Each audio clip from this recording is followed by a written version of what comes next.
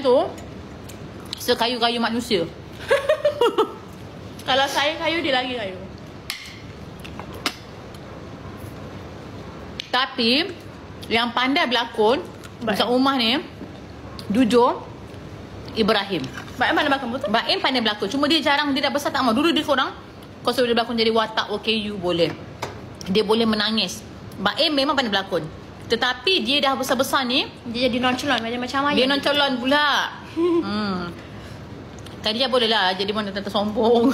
Oh tak, korang kalau korang nak Cus jadi baik-baik tak boleh. Cus kalau sombong marah-marah baru boleh. Dia macam mama. Kalau karakter marah-marah boleh. Kalau romantik-romantik kan kita macam tak sanggup nak buat. Kita geli tau dengan romantik macam Tapi kalau marah-marah, sesuai lah. sombong-sombong sesuai. Sebab dia betul kau jadi diri sendiri. Mana ada mama. Sorry korang, Cus memang mudah terhibur. Ada, orang pun ada.